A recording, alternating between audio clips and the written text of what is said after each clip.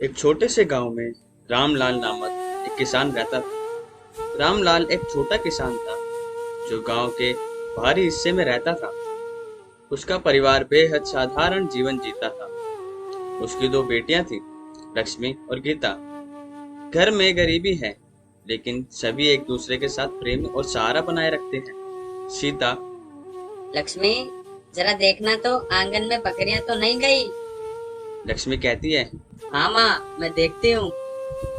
लक्ष्मी बाहर जाती है और गीता उसके पीछे पीछे जाती है। दोनों बहनें बहुत मिलनसार हैं और एक दूसरे का बहुत ध्यान रखती है। गीता कहती है। दीदी, जब हम बड़े होंगे तो क्या हम भी शहर जाकर पढ़ाई कर पाएंगे क्या? लक्ष्मी कहती है। हाँ गीता, अगर हम मेहनत करें तो जरूर कर सकते हैं। माँ पिताजी भी तो यही चाहते हैं कि हम अच्छी पढ़ाई करें।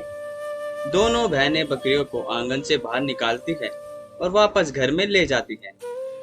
धीरे धीरे शाम होती है। रामलाल खेत से लौटकर घर आता है और उसका चेहरा थोड़ा थका हुआ होता है और हाथों में खेती के काम की थकावट दिख रही थी। रामलाल गहरी सांस लेते हुए कहता है। सीता, इस बार भी फसल ठीक से नहीं हुई है। बारिश की कमी ने सब चौपट कर दिया। सीता चिंतित स्वर में कहती है।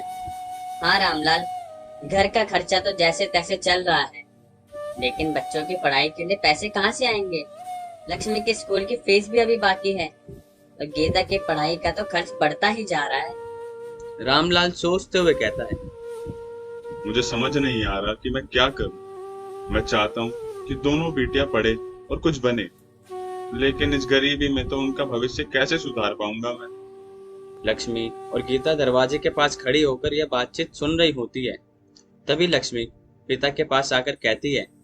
पिताजी, आप हमारी चिंता मत करो। हम पढ़ाई भी करेंगे और आपकी मदद भी करेंगे।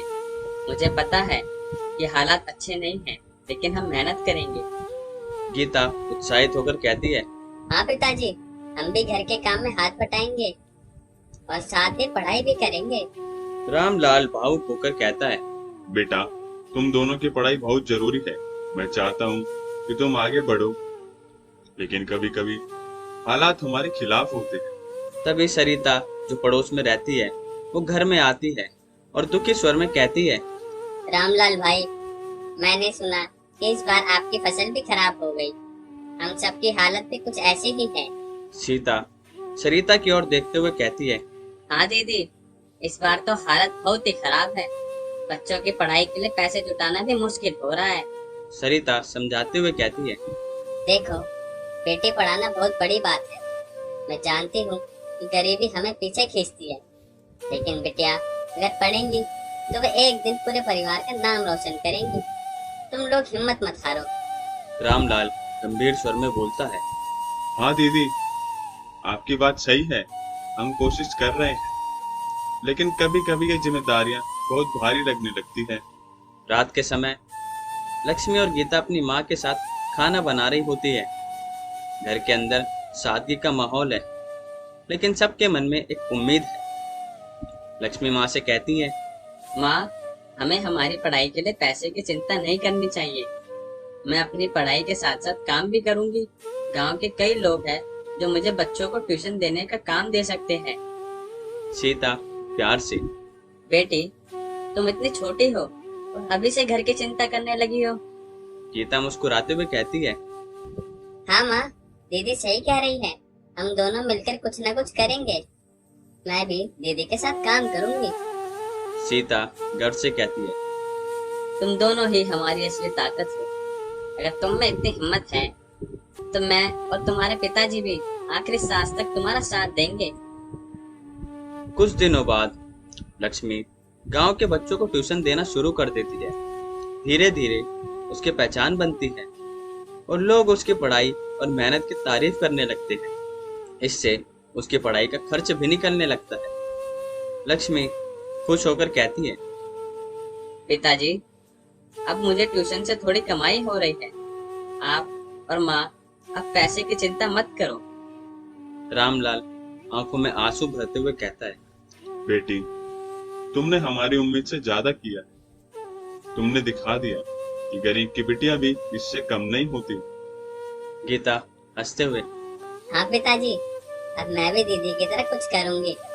हम दोनों मिलकर हमारे सपने पूरे करेंगे।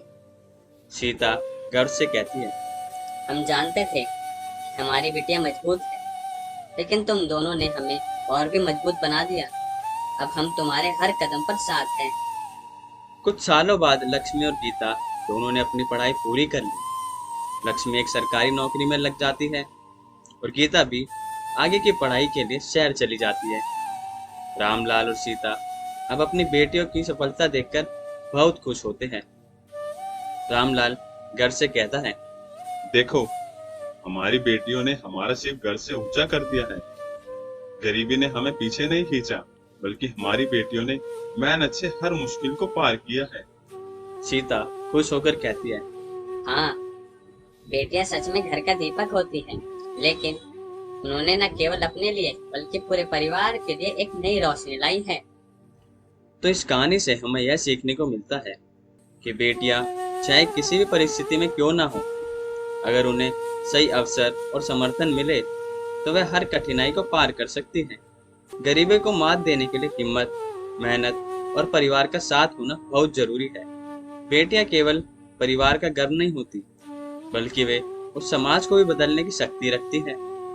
अगर आप हमारे चैनल पर नए हैं और आपको ये कहानी पसंद आई तो हमारे चैनल को सब्सक्राइब करें और लाइक शेयर करके हमारे चैनल को सपोर्ट करें।